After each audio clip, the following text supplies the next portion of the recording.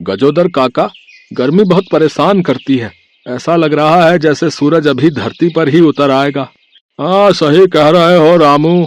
भगवान करे कि सूरज के सामने बादल आ जाए और दिन से अचानक रात हो जाए, कितना अच्छा लगेगा ना। अधत, पागल हो गए हो क्या मोहन?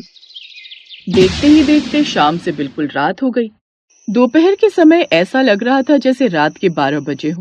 पूरा गांव घबरा गया। ए मोहनवा, तेरे मुंह में कपूर रखकर उसे जला देना चाहिए। ए राम, ये अचानक मौसम को क्या हो गया भैया? हे भगवान, ये क्या किया तूने? हे सूरज दादा, हम अपनी गलती की क्षमा मांगते हैं। आपकी रोशनी हमें फिर से लौटा दो। कई घंटे बीत गए लेकिन अंधेरा बढ़ता ही जा रहा था। पूरा गांव घबराया हुआ था और धीरे धीरे सब एक साथ ही इकट्ठा हो गए। तभी गजोधर चाचा ने कहा, गांव वालों, लगता है कोई काली शक्ति हमारे गांव पे कहर ढा रही है। आज हम नहीं बचेंगे। अच्छा सुनो, हमारे गांव में एक तांत्रिक रहता है ना, हमें जल्द से जल्द उससे मिलना चाहिए। गजोधर काका के साथ साथ पूरा गांव उस तांत्रिक की झोपड़ी के बाहर पहुंच गया। थोड़ी देर बाद तांत्रिक बाहर आया। बाबा, ये देखो क्या हो गया है। अब आप ही कुछ कर सकते हो। शांत हो जाओ तुम सब। उस तांत्रिक ने अपनी तीसरी आंख से ब्रह्मांड पर नजर डाली तो देखा एक काला चांद सूरज के बिल्कुल सामने था। उसके अलावा ढेर सारे काले चांद ने सूरज को हर तरफ से घेर रखा था। ओए काले चांद, तेरे अंदर इतनी शक्तियां कहां से आ गईं? मेरे सामने से हट जा। हर ग्रह को मेरी आवश्यकता है। मैं पूरे ब्रह्मांड में अंधेरा कर दूंगा। तुम्हारी सारी शक्तियां छीन लूंगा मैं। काले चांद ने अपनी शक्तियों से सूरज के चारों तरफ ढेर सारे काले चांद लगा दिए थे। तुम सब मेरा ही प्रतिरूप हो। इस सूरज को चारों तरफ से घेरे रखना ताकि इसकी जरा सी भी रोशनी किसी भी ग्रह पर ना पड़े। पता नहीं हमारे ब्रह्मांड में ये काला चांद कहां से आ गया और वो गोरा चांद कहां चला गया जो हर रात धरती को रोशनी देता था। वो तो मेरे भाई के नाम पर कलंक था। इतने सालों से अकेले ही पूरे ब्रह्मांड पर राज कर रहा था, इसलिए मैंने उसे धरती पर ही कहीं कैद कर दिया है। इतने में तांत्रिक ने अपनी आंखें खोल ली।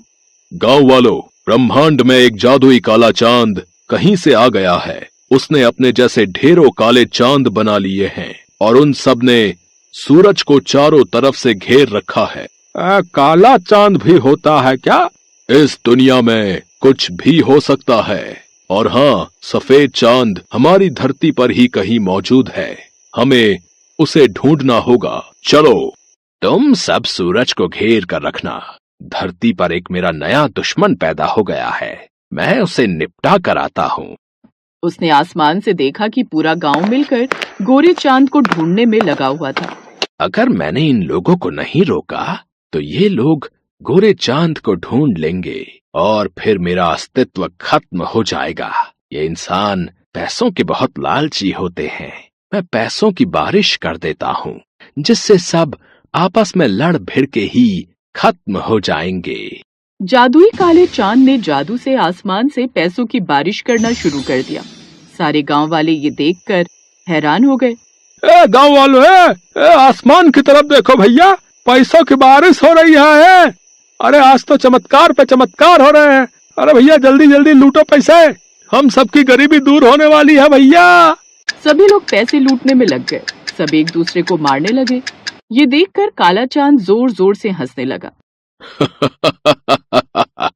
वो आवाज गांव वालों को भी सुनाई दे गई। इसीलिए उन्होंने अपना सर ऊपर करके देखा तो काला चांद वहां पर हंस रहा था। गांव वालों, आपस में लड़ना बंद करो।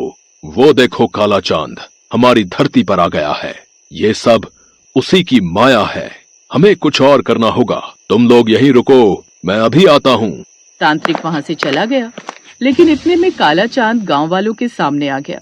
गांव वालों, तुम लोग घबराओ मत। तुम सबको कुछ नहीं होगा। मैं तो बस इस ब्रह्मांड पर राज करना चाहता हूँ। काले चांद को तो मैं पहली बार देख रहा हूँ भैया।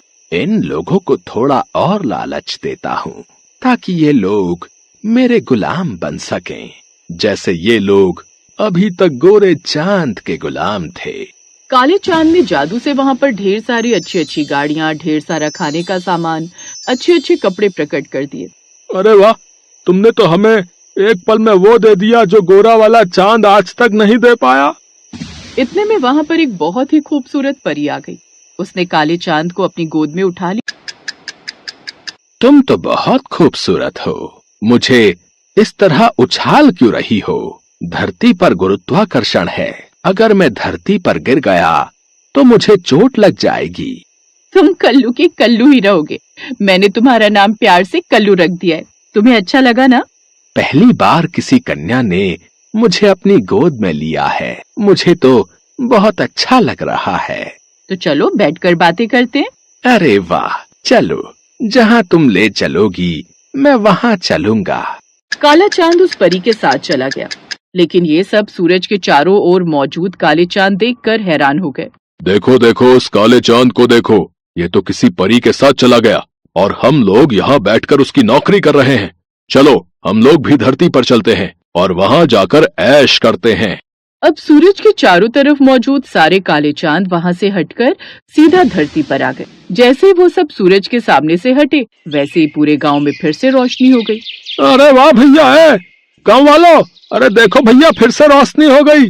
लेकिन जो काले चांद ने ढेर सारा खजाना, कपड़े, गाड़ियां और पैसे दिए थे, वो भी गायब हो गए भैया। तभी उनके सामने जादुई गोरा चांद आ गया। गांव वालों, वो काला चांद मेरा भाई है, वो बहुत ही खतरनाक है। पता नहीं कैसे वो ब्लैक होल से बाहर निकल आया और मुझे यहाँ धरती में दफन कर दिया। सूरज की रोशनी पड़ते ही मैं फिर से बाहर आ गया। तभी वो तांत्रिक काले चांद को लेकर बाहर आ गया। छोड़ो मुझे, तुमने मेरे साथ छल किया है। मेरे सारे प्रतिरूप कहाँ गायब हो गए? मैंने तो सोचा था तुम एक परी हो, लेकिन तुम तो एक मर्द निकले। तुम्हें क्या लगता है सिर्फ ब्रह्मांड के लोगों को छल करना आता है? गोरे चांद, आप किसी भी कीमत पर अपना ख्याल रखना अच्छा, क्योंकि अगर आप गायब हो गए तो हम भी गायब हो जाएंगे भैया। तभी अचानक काले चांद ने आग उगलना शुरू कर दिया। आसमान से आग बरसने लगी, जिससे गांव वाले जलने लगे। तुम लोगों की वजह से गोरा चांद फिर से बाहर निकल आया, इसीलिए अब मैं तुम सबको ही खत्म कर दूंगा। चंदा मामा, भैया हमें बचाओ, हम जल रहे हैं। मुझे शर्म आती है तुम्हें अपना भाई कहते हुए। इन लोगों को छोड़ दो, आग बरसाना बंद करो। तुम्हें कुछ ज्यादा ही तरस आता है इन लोगों पर। रुको, मैं तुम्हें भी जलाकर खाक कर देता हूँ। काले चांद ने गोरे चांद के ऊपर भी आग बरसाना शुरू किया, लेकिन गोरा चांद जादू से ऊपर चला गया और उसने ऊपर से पानी की बारिश शुरू कर दी। देखते ही देखते पूरे गांव में लगी आग बुझ गई।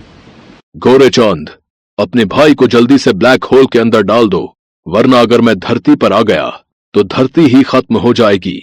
गोरे चांद ने अपने जादू से अचानक तेज तूफान चला दिया। वो तूफान बढ़ता ही जा रहा था। सारे गांव वाले उड़ने लगे और एक दूसरे से भिड़ने लगे। उसी तूफान में काला चांद उड़कर फिर से अंतरिक्ष में चला गया और ब्लैक होल के अंदर समा गया। तूने मेरे साथ बहुत गलत किया। तुझे क्या लगता है मैं ब्लैक होल से बाहर नहीं निकल पाऊंगा? मैं एक दिन फिर से वापस आऊंगा। जब आएगा तब देखा जाएगा। अरे, ये गांव वाले तो एक दूसरे के ऊपर पड़े हैं, इन्हें ठीक करना होगा। गोरे चांद ने सूरज की किरण से एक शक्ति ली और गांव वालों के ऊपर डाल दी, जिससे सारे गांव वाले उठकर खड़े हो गए। आप लोगों ने बहुत सारे ग्रहों को तबाह होने से बचा लिया है, लेकिन आप लोग वादा करो कि आप लोग कभी भी किसी भी मौसम को गलत नहीं कहोगे। कोई भी मौसम आता है, आप लोग उसकी बुराई करना शुरू कर देते हो। धरती पर तुम इंसानों के अलावा लाखों और भी जीव जंतु हैं, उनके हिसाब से भी कुदरत को मौसम बनाना पड़ता है। आप सही कह रहे हो चंदा मामा, लेकिन तुम लोगों ने मेरी मदद की, इसलिए मैं तुम लोगों को कुछ देना चाहता हूँ, लेकिन आपस में लड़ना मत। गोरे चांद ने अपनी शक्तियों से पूरे गांव को राजमहल की तरह बना दिया। सभी के कच्चे मकान अब महल बन चुके थे और सबके कपड़े बहुत ही आलीशान हो गए थे। गांव वालों, अब मेरा वक्त आ गया है, मैं जा रहा हूँ। फिर कभी जरूरत पड़ेगी तो आप लोगों से मिलने जरूर आऊंगा। बहुत बहुत धन्यवाद चंदा मामा, आपने तो हमारे गांव को पूरी तरीके से बदल दिया। गोरा चांद वहां से आसमान में चला गया। अब पूरा गांव खुशहाल हो चुका था और खुशी खुशी सब एक साथ रहने लगे। बहुत समय पहले की बात है। हस्तिनापुर गांव में सूरज के अस्त होने का समय हो गया था और चांद के निकलने का। तभी सूरज चांद से कहता है, अरे भाई एक बात बताओ, जब भी तुम आते हो तो कोई तुम्हें आदर सम्मान देकर प्रणाम क्यों नहीं करता? ऐसा बिल्कुल भी नहीं है भाई, कई लोग मुझे भी प्रणाम करते हैं। पर मैं तो जब भी आता हूँ सारी दुनिया जल चढ़ाकर और सूर्य नमस्कार करके मेरा स्वागत करती है, किंतु मैंने आज तक किसी को भी तुम्हारा स्वागत करते हुए नहीं देखा। चांद और सूरज की ये वार्तालाप हस्तिनापुर गांव के निवासी सुन रहे थे।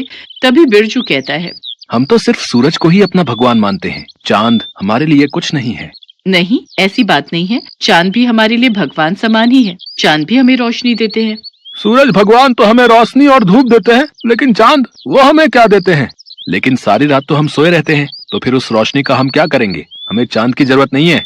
हाँ, अगर चांद नहीं भी आएगा तो हमें कोई फर्क नहीं पड़ेगा। हाँ, उसका होना ना होना एक ही बात है।